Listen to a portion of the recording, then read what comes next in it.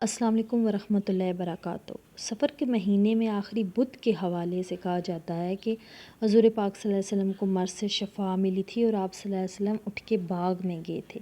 حالانکہ اس مہینے میں بیماری کی وجہ سے آپ صلی اللہ علیہ وسلم کو ظاہری طور پر جو ہے وہ اس دنیا سے آپ نے پردہ فرما لیا تھا۔ صدقہ خیرات کرنا کسی بھی مہینے میں افضل ہے اور جو مرضی صدقہ کرو اسے جو ہے وہ قبول کیا جاتا ہے، اور ہمارے دین میں تو کسی مسلمان بھائی کے راستے سے پتھر کو اٹھانا بھی صدقہ ہے۔ بیسیکلی سفر کا معنی ہے پیلا پلاہٹ۔ سفرہ ایک بیماری ہوتی ہے جیسے جرکان۔ کہا جاتا ہے کہ ایک شیطان ہے، اس کا رنگ پیلا ہے اور اس کے کام جو ہے وہ صرف اور صرف اس مہینے میں جو ہے وہ نظر بد لگانا ہے، اور نظر لگتے ہی وہ شخص برباد ہوتا چلا جاتا ہے، کیونکہ نظر ایک ایسی چیز ہے جو پتھر کو بھی پھاڑ سکتی ہے، پتھر کو پھاڑنے کی طاقت رکھتی ہے۔ حضور پاک صلی اللہ علیہ وسلم نے فرمایا کہ میری امت کی زیادہ تر اموات جو ہیں وہ نظر بد سے ہوں گی، اور نظر بد سے اگر کوئی بچ سکتا ہے تو صرف 3 چیزوں کی وجہ سے۔ سب سے پہلے تو کلام الہی، اور دوسرا ہے کہ مسنون دعائیں اگر وہ پڑھے، اور تھرڈ پہ آ جاتا ہے کہ کسی اولیاء اللہ کی نگاہ اس کے اوپر ہو۔ تو اسلامی 2 مہینے ایسے ہوتے ہیں جس میں ایک تو شعبان ہوتا ہے کہ جس میں سارے سال کا جو ہے وہ رزق لکھ دیا جاتا ہے، کون پیدا ہوگا، کون مرے گا، کس کو کتنا رزق ملے گا۔ اور دوسرا مہینہ سفر ہوتا ہے جس میں مشکلات جو ہیں وہ آتی ہیں، تکلیفیں آتی ہیں۔ تو بے شک اللہ تعالیٰ نے قرآن پاک میں فرمایا ہے کہ بے شک مشکل کے ساتھ آسانی ہے۔ تو سفر کے مہینے میں نفل عبادات اور صدقہ و خیرات کا خاص اہتمام کرنا بہت افضل سمجھا جاتا ہے۔ اس دن کے لیے ایک آسان اور مؤثر وظیفہ میں آپ کے ساتھ شیئر کرنے جا رہی ہوں، تو لازمی آپ نے اس کو کرنا ہے۔ اگر آپ کو میری ویڈیو اچھی لگ رہی ہے تو پلیز ویڈیو کو لائک کریں اور میرے چینل کو سبسکرائب کرنا مت بھولیں۔ آپ کی ایک سبسکرائب سے مجھے بہت زیادہ جو ہے وہ موٹیویشن ملتی ہے۔ تو اب چلتے ہیں وظیفے کی طرف۔ تو فجر کی نماز کے بعد آپ نے 100 مرتبہ یا حفیظو پڑھنا ہے۔ اس سے آپ ہر قسم کی آفات، پریشانیوں اور حادثات سے جو ہے وہ آپ کی حفاظت رہے گی اس دن۔ اور ظہر کی نماز کے بعد آپ نے 313 مرتبہ سورہ یاسین کی جو پہلی آیت ہے، یاسین والقرآن الحکیم، کو آپ نے جو ہے وہ پڑھنا ہے۔ یہ تنگی رزق اور مشکلات آسانی کے لیے بہت ہی آزمودہ سمجھی جاتی ہے۔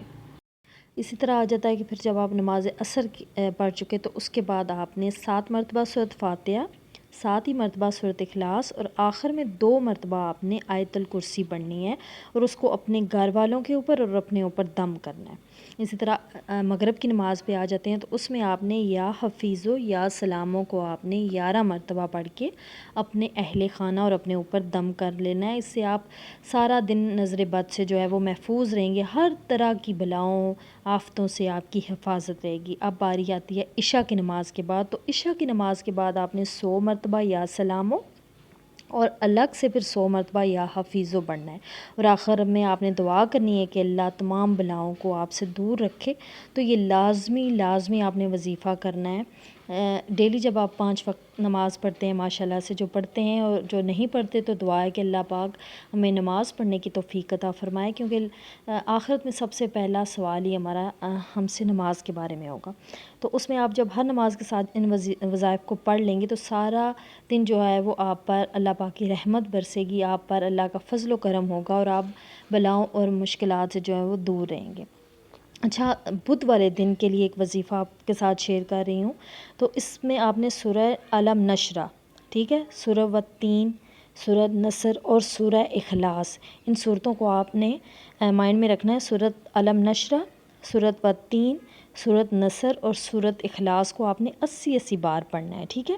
اور یہ اسپیشلی جو ہے وہ آپ نے بدھ والے دن کرنا ہے، اور سفر کا مہینہ ختم ہونے سے پہلے انشاءاللہ آپ غنی بن جاؤ گے۔